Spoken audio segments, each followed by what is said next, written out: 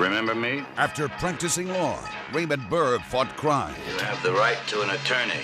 As a hard-boiled detective on wheels. Ain't it the truth? His name is Ironside. Perhaps you wouldn't mind saying it again. His name is Ironside. All right, now you've said it. Nothing slows him down. I want to see this one firsthand.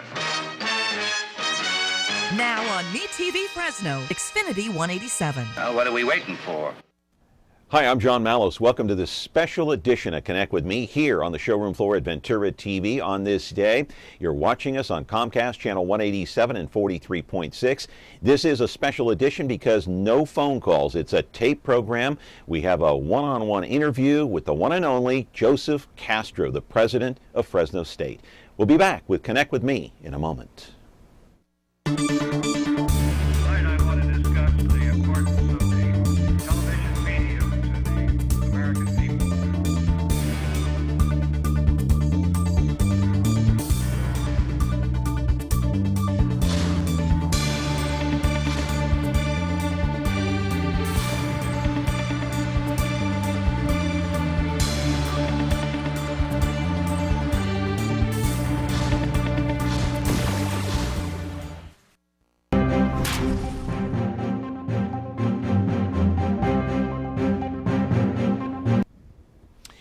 We're glad to have you along here on Connect with Me on MeTV Fresno, of course, a special edition, no phone calls. Sorry about that, but this program is on tape on this day. And you might recall, if you watch this program on a regular basis, as many of you do, you might recall the late Dr. Pete Mijas had been a guest on this program, 2 or 3 times, and he had talked very highly about the president of Fresno State and what the selection process was. In fact, he was on here before Dr. Castro was actually selected to be the president at Fresno State. Well, recently, they had a packed house at Chinatown. Why? Here in the city of Fresno, they had that big Chinese New Year parade. Let's go to the parade, and I'll show you what I'm talking about. And this is the Year of the Horse, and the parade included the Lion Dance Performance Team's unique parade floats, and they had plenty of free activities for the kids. It was a lovely day all the way around. There were lots of speakers, and one of those men that stood out wore the red blazer. That man is Dr. Joseph Castro, the president of Fresno State, who has been out and about pressing the flesh over in the Central Valley, all over the valley, since taking office here in the last 6 months. And there's Dr. Castro right there in the red jacket, the red blazer. He is the first Hispanic to hold that position. He is a local guy. He grew up in Hanford. And what an incredible resume this guy has. He went to both Cal and Stanford, where he earned a PhD. Lately, Dr. Castro has been in the news with his idea to transform Fresno State into a high-tech university. That's right. Live in our studio right now is the one and only Dr. Joseph Castro, the president of Fresno State. He is here to talk about the university. He is here to talk about higher education. He is here to talk about the future plans of the Fresno State campus in terms of going high-tech. We apologize, no phone calls on this day. It's a tape program. You're watching a special edition of Connect with Me on MeTV Fresno. We'll be back with our guest, Dr. Joseph Castro of Fresno State. When you like Ventura TV Appliance on Facebook, it's nice. But when you love the Samsung big screen we deliver, it's even better. Our website is cool, and it's a good place to start. But you really should touch the merchandise before you buy. Time for that upgrade to an HD 3D web-enabled Samsung TV. Get the best selection, price, and service in town without waiting. Come in to Ventura TV Appliance and touch the merchandise today.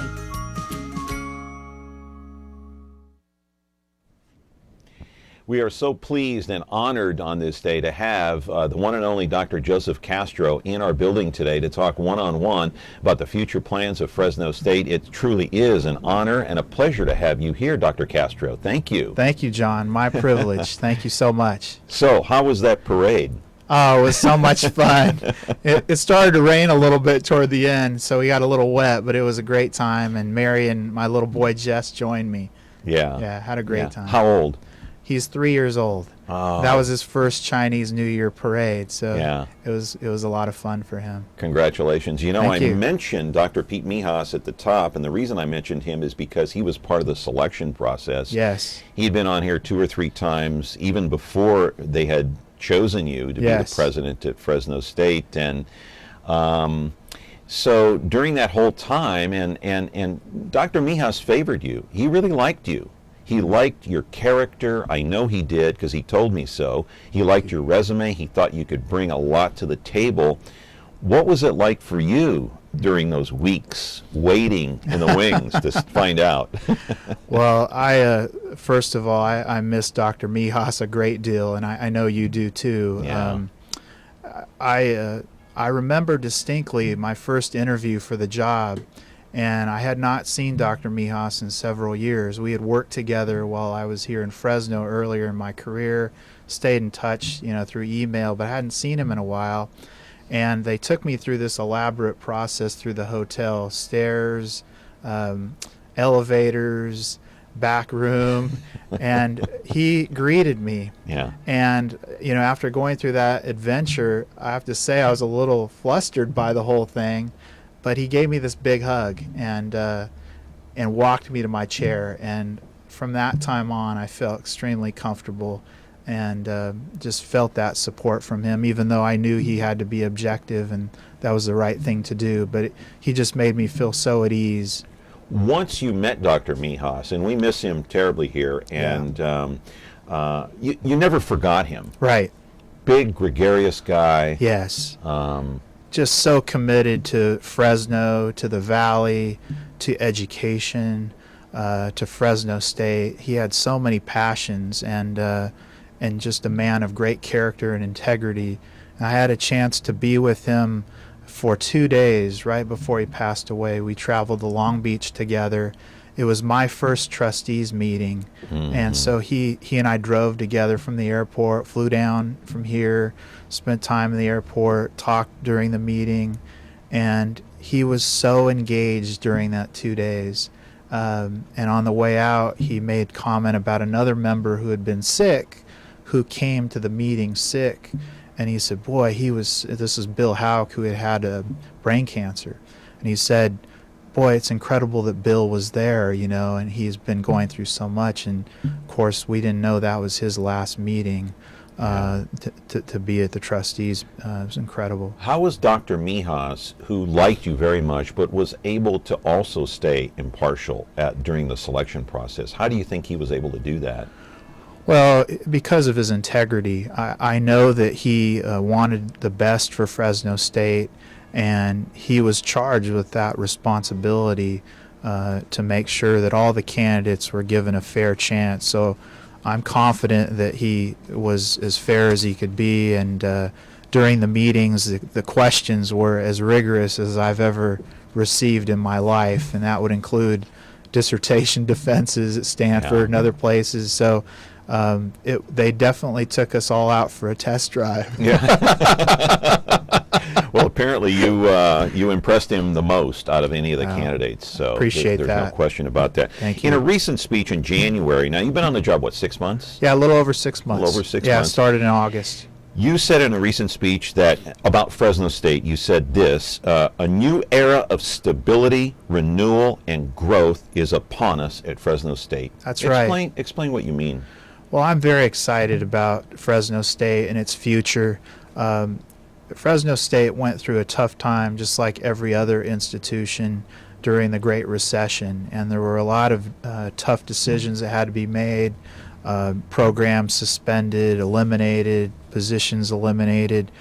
Thankfully, we're out of that part of our experience, at least for now, and the economy is better, our state budget is better, so there are more resources. And what I'm trying to do is transition us from that very difficult period of time to a new era where we will have more stability, and I believe that brings about renewal, and there will be some growth. We'll have additional resources, and we have such strong support here in the Valley and across the nation that I'm confident in the years ahead we'll be able to improve both our academic programs and our athletic programs. I want them to rise together, just like all the great universities around the country. Got a couple of minutes before we got to go to a commercial break, but I do want to put up the Joseph Castro to-do list because it kind of ties in with your statement, and this is part of your to-do list. I'm sure it's not a complete list, it's just a partial. It is to provide access to tablets for all the students and teachers. You've already purchased some 40, maybe more by now for some of the professors. Yes. And by this fall, you want about 1,000 tablets, that would be iPads, in case people don't know, for the students this fall to either rent or purchase. And you eventually want all of these tablets to replace all of the existing textbooks on campus. That's right. That's right. Is that a big challenge? It is a big challenge, but if you think about technology is moving so fast, and it provides us with an opportunity to have a higher quality education, and it also requires us to prepare graduates who are more adept at the use of technology. So if you look across different sectors, tablets are being used in medical professions and broadcasting, all over in the restaurants. You see them when you rent a car. What I want to do is make sure that our students are prepared for that change in career requirements. And then at the same time, here is the real powerful part, is it actually allows our professors to innovate in new ways, to develop new materials. So rather than sending a student to the bookstore to buy a $100 textbook, it can be kind of customized for their learning, and you have a lower cost that comes along with that. So it lowers the overall cost over time, gives them access to materials wherever they're at, whether they're in Parlier or Mendota or Fowler or on campus, and they have that as their tool. Right. So that's the idea.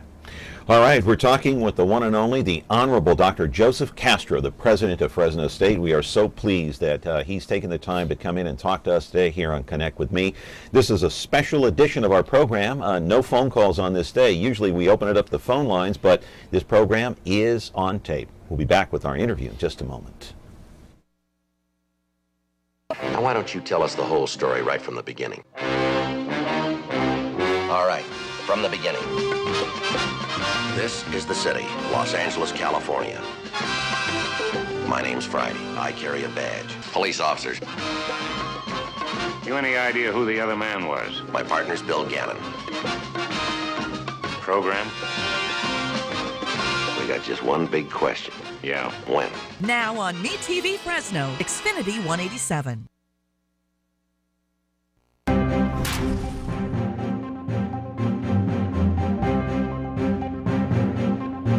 Back here on Connect with Me, a first-time visit here on the program by Dr. Joseph Castro. We're pleased to have him, and I mentioned Dr. Pete Mijas at the beginning of this program because he was a friend of ours here. He was a guest talking about the selection process when you were actually getting, you were in the heat of the race, so to speak. But the selection process. Before I continue with some of the high-tech stuff going on at Fresno State. Yeah. I just thought of this. The selection process that Dr. Mijas and I talked about a little bit is highly secret. Right. Do you think it should be? Well, I think it probably should be. Not so much for people like me, because I was in a situation as a vice chancellor where I was able to brief my chancellor, and she was very supportive of me pursuing an opportunity like this. However, if you want a search that includes sitting chancellors or presidents, it would be very detrimental to them to be in a search and not get it. And so it protects those candidates, which means that it actually allows the pool to be broader.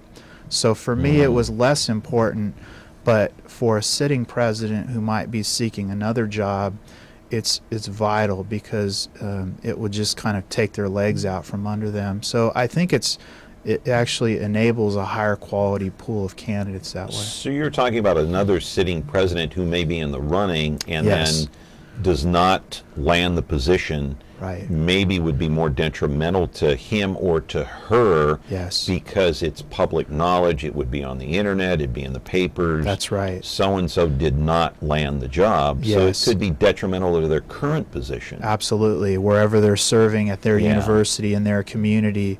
So if you had a more open search, which I know people really like that idea, and so do I, it actually would restrict the pool of candidates, and I think over time lower the quality of candidates. So this enables the quality to be, I think, higher over time, even though for me it wasn't such an important part of it. And I did say to Chancellor White, if you want me to go to Fresno at any time, I'm happy to go, because I'm really excited about this. You're a Fresno guy. You're a Hanford guy. I mean, what's I was very happy not to do to it. like about that, right? Exactly. I have to admit, I feel a little intimidated by you, because I went to Sacramento State.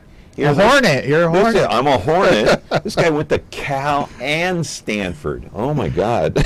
I'm very lucky. You got me beat by a mile, my friend. Oh, I love the Hornets. You like Sac State? I do. You like their campus? Yeah. I went there. I went to Sacramento State. Yeah, their president served here as provost many years ago. Yeah. President. My Gonzalez. grades were not good enough to go to Cal and Stanford. Okay, that's just a little tip for you there. I understand. Man, unbelievable. So who do you root for in the big game? Well, generally I root for Cal.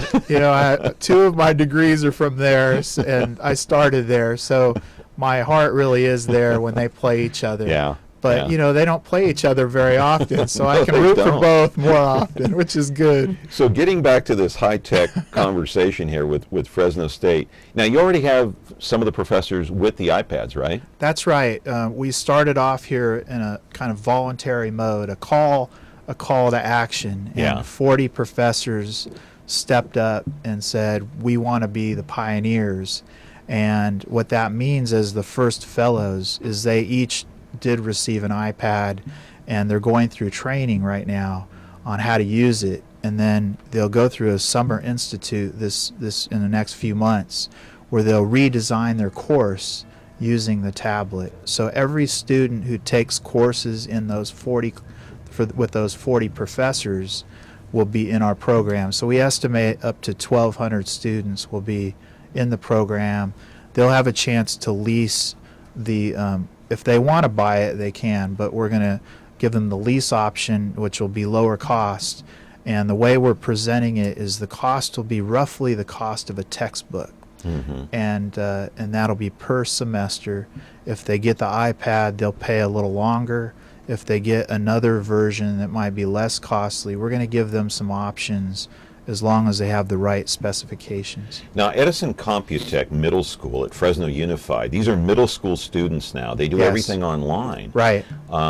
They do their homework online. They can see their grades online. They can communicate with their teachers online or the principal online. Yes. How does this help them get a better education, the students at Fresno State, by going high-tech as opposed to what's going on now? Or is it just not a matter of looking at it that way? Is it just a matter of moving forward with the rest of the world? I think it's both. I think that we need to move forward. You're seeing programs in K through 12 up and down the valley. Parlier has started one, Corcoran, Central Unified, Clovis, Fresno Unified. I can go on and on. So the students are going to come to us prepared for that and actually demanding that. I want to be ready for them. And then at the same time... Will it help them prepare better by having those iPads? Yes. And study better? I think so, and this is why. A lot of our students come from disadvantaged backgrounds, and some of them don't have all the tools that they need to succeed. And I really want to make sure that every one of our students has the tools to succeed. And so many of them live in the small towns and bigger towns around the valley. They may not always have access to technology. This program would ensure that they have that wherever they go, so they can plug in at home or on campus or Starbucks, wherever. What I think I'm hearing you say, Dr. Castro, is as much resistance as we have to this, the iPhone, the technology, the iPads, the Androids, the tablets, as much resistance as I have had to this. I finally got one. Did you? Took you a while, huh? The world is not going to stop. Right. We're going in that direction. Yes. So let's go with it? Yeah, I think so. Is that what you're saying? Yeah, and use it as an opportunity to enhance education. Yeah. I really believe that our faculty, when they're given more opportunities to create, and this program will allow them to do that, that will actually have a higher quality educational experience for everyone, for them, for the student, and I think it'll make us all just better at what we're trying to accomplish. Okay, Dr. Joseph Castro, the president at Fresno State, is our guest here on Connect with Me. Our time is going by fast. One more segment, no phone calls today. It's on tape. We're back with our wonderful interview with Dr. Castro in a moment. Frigidaire. We introduced the first home freezer, the first pulsator agitator washer, and now we introduce the Frigidaire Orbit Clean dishwasher, designed with a unique wash arm that gives you 4 times more water coverage for a consistently better clean. Frigidaire, over 90 years of legendary innovation. See the full line of Frigidaire appliances at Ventura TV Electronics and Appliances. Back here on our show, Connect with Me, and the Honorable Dr. Joseph Castro is here with us today. And I want to talk a little bit about a problem that you've addressed head on, and you've talked about it. And, you know, I respect you for the fact that you want to do something about this. And I want to talk about the graduation rates at Fresno State. Let's put that graphic up. And you can tell us how accurate these are. And I got these basically from the internet. 50% of the students graduate with a bachelor's degree within a span of 6 years. Only 15% graduate within a span of 4 years. I don't know how accurate those are, but if they are, how do you improve on that? Those are staggering numbers. They are. Those are true statistics. Yeah. Let me place it into some context here. This is a challenge across the nation, and Fresno State is actually in the mainstream here in graduation rates, and we have a trajectory that's going upward, so they're going to get better. What I want to do is accelerate our progress. I believe that we should be able to admit and enroll the very most talented students and then help them to succeed. So I'd love to get that rate as close to 100% as possible. You know, every once in a while family issues come into play or other issues, but I really believe that if we work harder and smarter, make sure that students get access to the courses that they need in a timely way, you know, quality advising, we get as much scholarship support for them, that we just all focus in on it and really raise that expectation that students are going to graduate in a timely way. Why is it happening? That's the question. Get to the root of the problem. Do you know what the root of the problem is? And then you can fix it. I think it's complex. I think it has to do in part with financial, the financial circumstances that many of our students face. You know, 2/3 of the first in their families go to college, so there's not a lot of experience with college. There are not always a lot of resources. So having more scholarship support is going to make a difference. It has to do with preparation in K through 12 and doing better at that. And Mike Hansen and I are especially focused on that with the State Center Community College District. Dr. Hansen, he's the Fresno Unified School Superintendent. That's right, and he is laser focused on student success in K through 12, and so am I, and so are the community colleges. What we're going to do next is align all those strategies together. So is the financial picture, is that the number one hurdle for some of these kids? I think that's a very significant hurdle. And then preparation is another hurdle. Yeah. So sometimes they come to us, even though they might be eligible for CSU, they still need remediation. So they have to take more courses to graduate. So there's that factor, and then we need to help them make sure they get the courses in a timely way. So scheduling, so they don't have to wait a whole year to take a class. That's another factor that will sometimes, they call them bottleneck. And there's so much going on with these young kids when they enter college in their lives, emotionally, mentally, spiritually. Yes. They could easily get derailed for one reason or another, and that figures into it as well. It does, and as I mentioned earlier, it's a state and a national challenge. Chancellor White, who's a Fresno State alumnus, and he oversees the CSU system, all the 23 campuses. he's focused on student success as well. So we're all working together on it. Are you confident you can help solve the problem? Maybe not Yes. get to 100%, but as close as you can. I'm confident that we You can can improve the number. accelerate our Yeah. progress, and he has challenged us to increase it by 10% in the next decade. I think we can do at least that, and I'm hoping we'll do even better than that. Let me ask you about your the man that you replaced, Dr. John Welty. Yeah. Of course, he went through his ups and downs at Fresno State. We all know that. Sure. There are a lot of downs, but he did a lot of fundraising. He sure did. And Dr. Mijas was here, and he said, one of the things, and we actually got a call criticizing Dr. Welty, but Dr. Mijas said, look, he was a great president in that he was a tremendous fundraiser. Yeah. He was out in the community pressing the flesh. Yeah. Do you think you'll be able to do as good a job as Dr. Welty in terms of fundraising? Well, he has done an incredible job, and he left a strong foundation for me to build from. I'm committed to doing the same and even raising the bar. I think people hope that I can, with time and more support, can have even more success, and that's my hope. And I'm hoping as a local person that might help, and as I get to know more people, we'll be able to experience that kind of success. And we've been successful in the first few months, which I'm really happy about. That's great. Yeah. Want to roll a piece of videotape. Jerry Tarkanian, former head coach, of course, of the Fresno State Bulldog basketball team. Recently, his number was retired. There it is right there. You were there.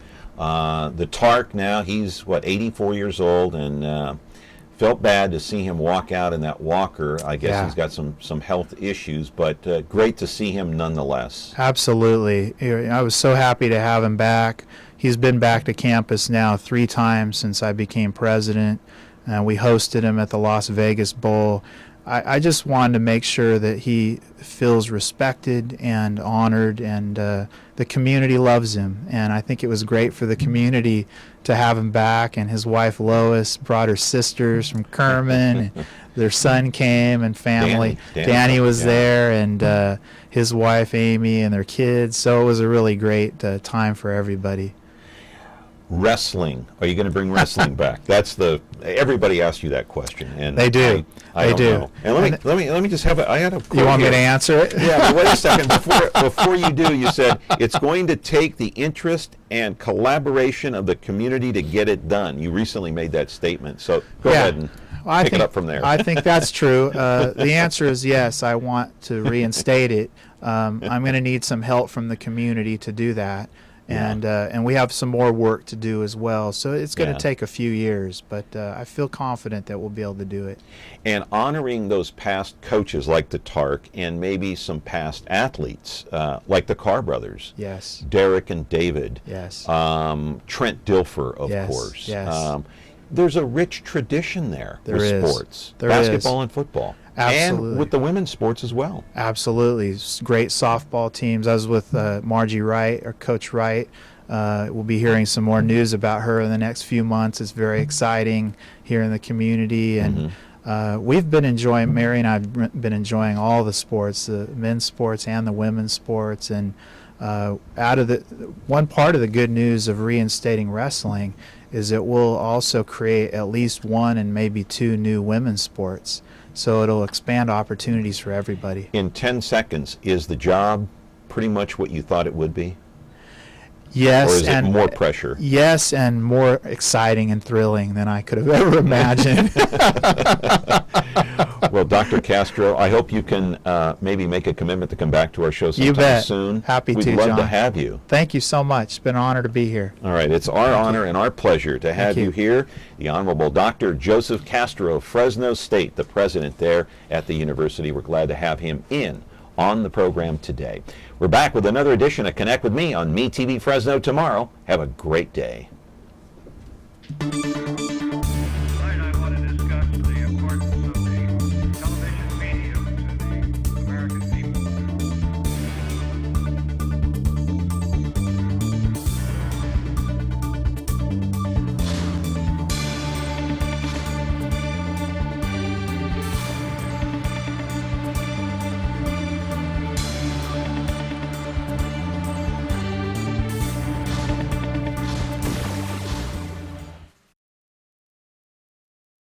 Frigidaire.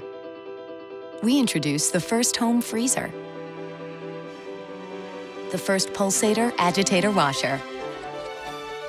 And now we introduce the Frigidaire Orbit Clean dishwasher, designed with a unique wash arm that gives you 4 times more water coverage for a consistently better clean. Frigidaire, over 90 years of legendary innovation. See the full line of Frigidaire appliances at Ventura TV Electronics and Appliances.